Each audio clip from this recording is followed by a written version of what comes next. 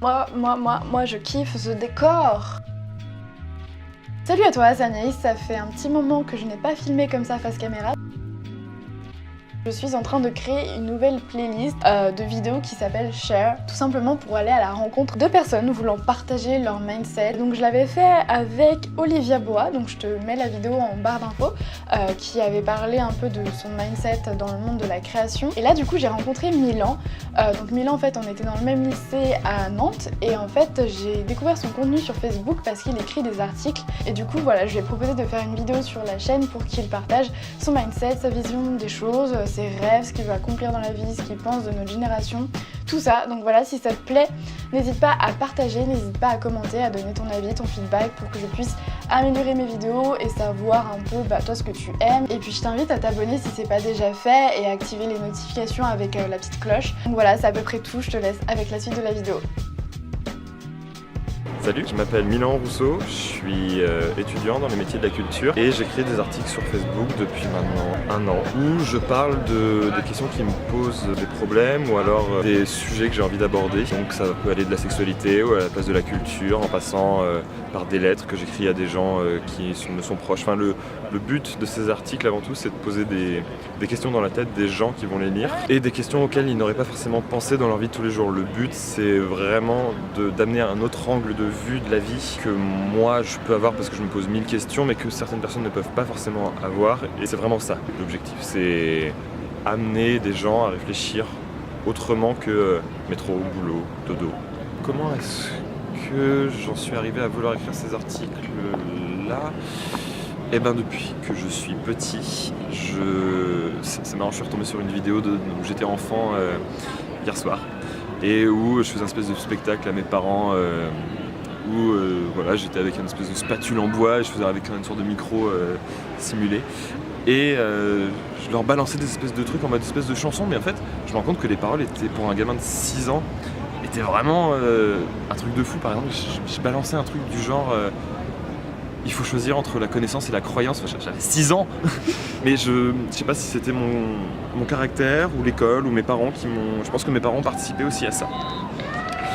Mais j'ai toujours eu cette espèce de recherche de regard sur la société et d'avoir un avis sur tout ce qui m'entourait parce que c'était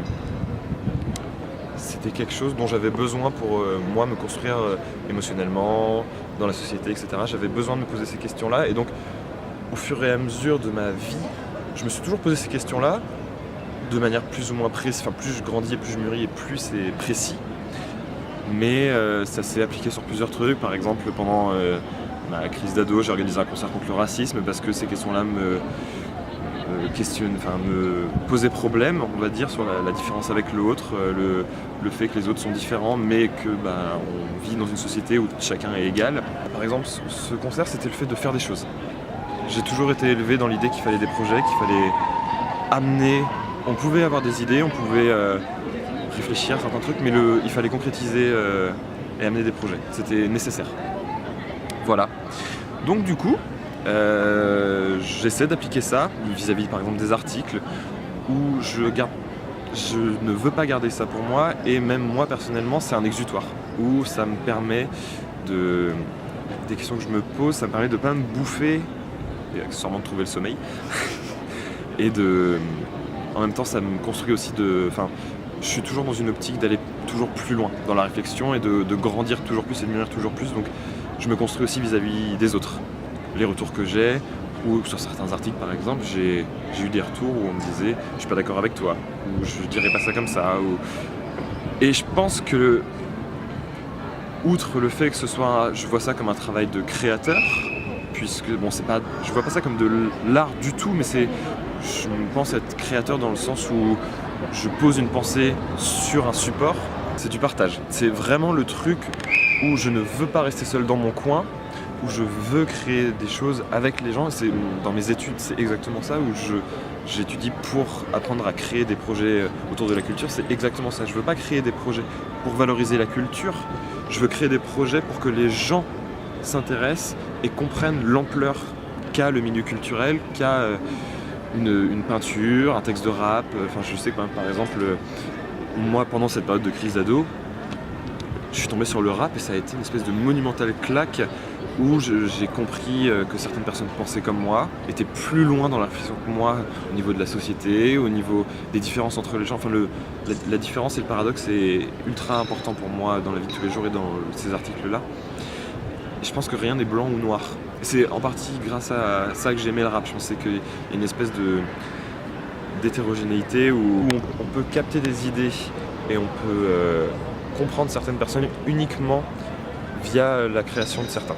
Et donc voilà, c'est ce que j'essaie de faire. C'est de, via ces créations-là, via ces articles, réussir à donner une partie de moi.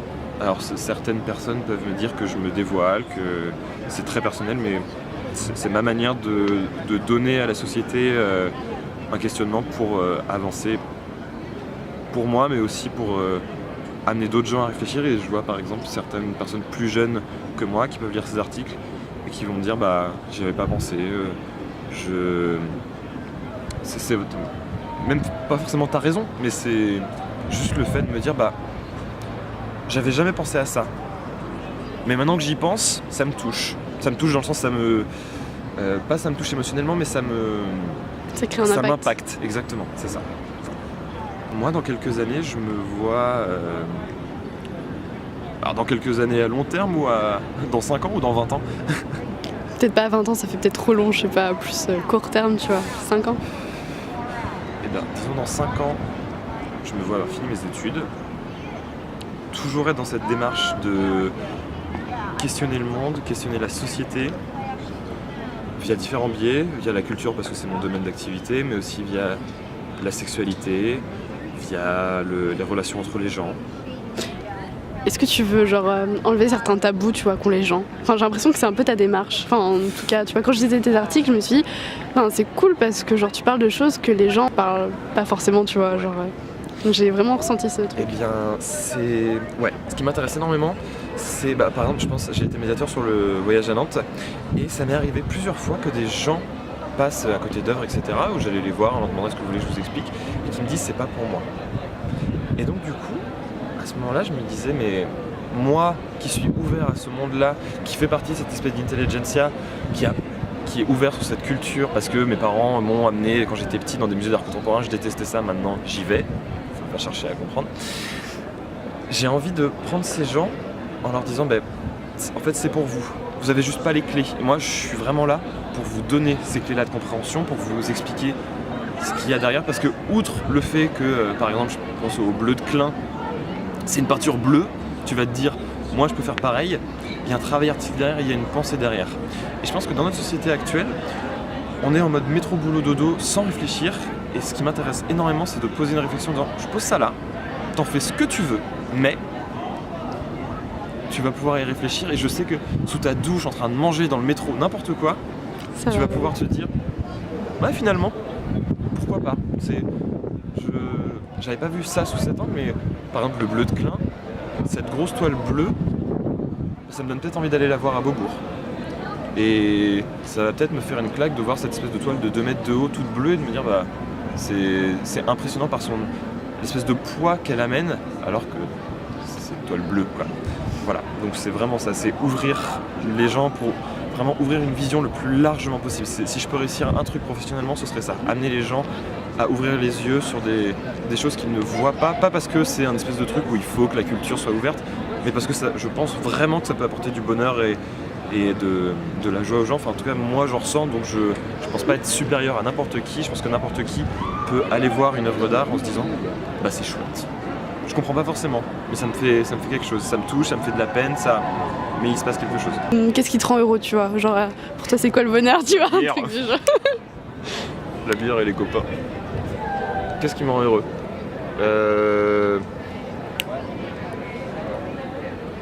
Ce qui me rend heureux et paradoxalement ce qui me fait peur, c'est le partage avec les autres. Où j'ai une personnalité qui est hyper ouverte, qui a une discussion facile, etc. Et en même temps, l'autre me fait profondément peur. Parce que je suis quelqu'un qui se protège beaucoup de l'intimité, etc. Et donc en même temps, je travaille là-dessus en me disant que je parle aux autres en m'ouvrant complètement via les articles par exemple, où je me livre totalement et en même temps, ça me fait peur. Donc c'est un espèce de combat récurrent où je me mets dans une position qui n'est pas forcément la position où je me sens le plus fort, Et en même temps, je me sens fort dans cette position. Enfin, c'est paradoxal. Ma vie est composée de paradoxes. Mais ce qui me rend heureux, principalement, c'est de pouvoir être surpris. C'est de jamais rester sur un acquis. Ou, par exemple, j'ai une vision de la sexualité, qui est celle qu'elle est maintenant, qui n'est pas la même qu'il y a 2 ans, qui ne sera pas la même que dans 2 ans. Mais ce qui me rend heureux, c'est de ne pas m'arrêter au point où j'en suis. Pour moi, être statique, c'est mourir. Quels sont mes rêves? Anaïs. Mes rêves,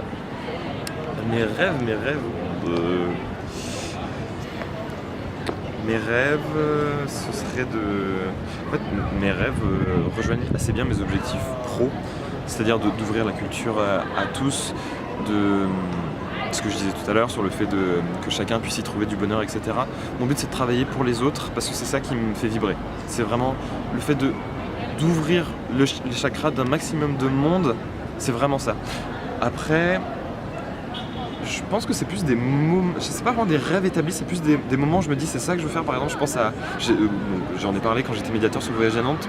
Il y a 2 gamins de cité qui sont venus me voir et qui sont arrivés en faisant les cakes.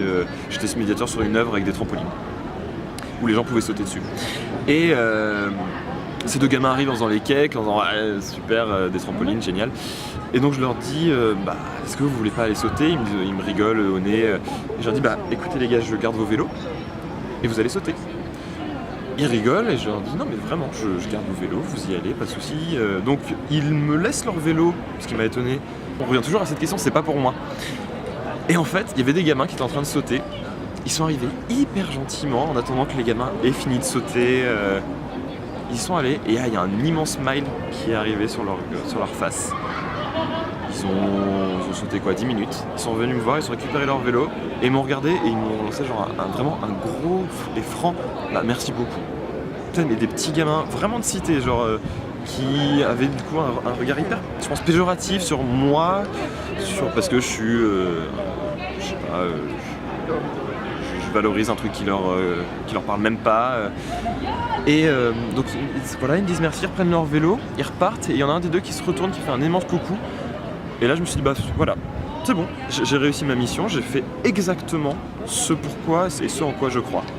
J'ai amené des gamins à profiter d'une proposition culturelle et peut-être que ça va rien créer, peut-être qu'ils sont maintenant, je sais pas moi, je sais pas ce qu'ils font dans leur vie, mais peut-être aussi que plus grand, même maintenant, ils vont se souvenir de ce truc en disant il y a un gars qui a été cool avec moi, qui m'a permis d'aller sur une œuvre d'art, qui m'a dit que c'était une œuvre d'art, en même temps j'en ai profité, je me suis marré avec mon pote. Et peut-être que ces gamins-là ils vont aller voir des expos, ou peut-être pas, ou qu'ils vont passer à côté d'une œuvre d'art contemporain dans la rue et qui vont se dire ah putain ouais j'ai déjà vu ça. Et voilà. Si j'ai un rêve, c'est d'amener des gens à se dire c'est chouette en fait, à profiter, juste ça, à ouvrir sur des trucs plus chouettes que je suis caissier à Lidl et casse les couilles, ou même d'autres tafs plus chouettes, je suis chargé de com et pourtant je me fais chier. C'est ouvrir toujours ça, ouvrir de nouvelles perspectives. Ok. Mais avec bienveillance et en... Et pas en forçant le truc en tout cas. En amenant ta pierre, ton truc et en lâchant prise. En te construisant. Ouais. Je reste persuadé que tu te construis toi-même. Tu te construis avec les autres, mais c'est toi qui choisis d'avancer ou pas. Donc c'est donner cette impulsion-là. Je pense qu'on est une génération ultra connectée, que tout ce qui est réseaux sociaux est un formidable outil, mais c'est un outil qui peut être traître. Et je pense qu'on a tendance à se refermer sur soi, ce que je peux faire, ce que je combats, ce que je peux faire. Et en même temps, je trouve qu'on est une génération qui a énormément d'espoir et de joie de vivre. Où on sort d'un espèce de truc, on est sorti des 30 glorieuses, c'était une galère économique. On rentre dans une époque où la crise économique et sociétale est avérée, est rentrée, on le sait, on sait qu'on est en galère. Et donc du coup, on s'en fout un peu. Et ça, c'est cool. Cette espèce de truc de se dire, je sais que je vais galérer à trouver un boulot, je sais que je vais être en galère, je sais pas, pour mes études, etc. Et en même temps, ça va. Je fais mes trucs, je vois par exemple ma sœur qui a 16 ans, je la trouve tellement bien dans ses baskets, mais elle et ses potes, je les trouve juste ouvertes sur le monde.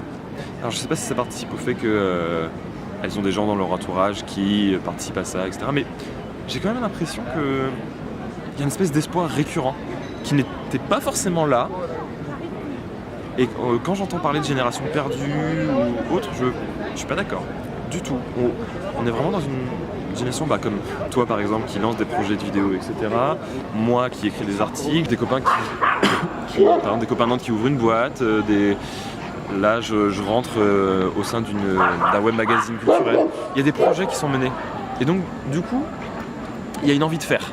Et c'est ça que je trouve ultra chouette dans notre société, c'est qu'il y a une envie d'avancer, de faire des choses, alors qu'on entend, surtout venant des plus vieux, dire ouais les jeunes font rien, ils sont sur leur téléphone, etc. C'est des flemmards. Ouais c'est ça, c'est ce que je disais au début sur les réseaux sociaux. Il y a deux parties. Il y a cette partie-là où on peut s'enfermer dans ces réseaux, et en même temps, il y a un désir de faire. Et je pense que j'ai hyper hâte de voir ce que ça va donner. Parce que j'y participe, donc j'ai hâte de voir ce que moi je vais pouvoir apporter, mais j'ai hyper hâte aussi de voir ce que mes amis ou même des gens que je suis comme ça, ce qu'ils vont pouvoir amener, quelles pattes ils vont donner. Ça m'intéresse à fond. Grave. T'imagines, ouais, dans 5 ans ou 10 ans, quand genre, on se dira putain, on a fait cette interview, oui, genre. c'est ça. Oh, t'en es là, genre. C'est exactement ça. Genre se recroiser dans 5 ans en disant t'en es là. Ouais, toi aussi. Putain, la vache, ça fait de ouf. Ouais, grave. Je pense qu'on est une génération qui peut avoir peur de faire les choses malgré le fait qu'on le fasse. Et à mon avis, le fait d'avoir peur est sain. Puisque ça veut dire qu'on prend conscience des risques. Et à mon avis, il faut aller au-delà. Je pense qu'à un moment, il faut se dire j'arrête de me poser des questions. Pour moi, le courage, c'est ça. C'est vraiment de se dire j'arrête de me poser des questions. Je sais que j'ai peur, mais j'y vais quand même. Et je vais bien voir. Et c'est vraiment un truc que j'essaie de faire et auquel j'ai du mal. La peur de l'échec, le fait de se dire je pense que je vais pas y arriver. Et le fait de balayer ça en se disant peut-être que je vais pas y arriver. Peut-être que je vais échouer. Mais même si j'échoue, j'aurai appris et je vais pouvoir faire autrement. Peut-être pas la même chose. Peut-être la même chose, je sais pas. Mais au moins, je vais pouvoir avancer.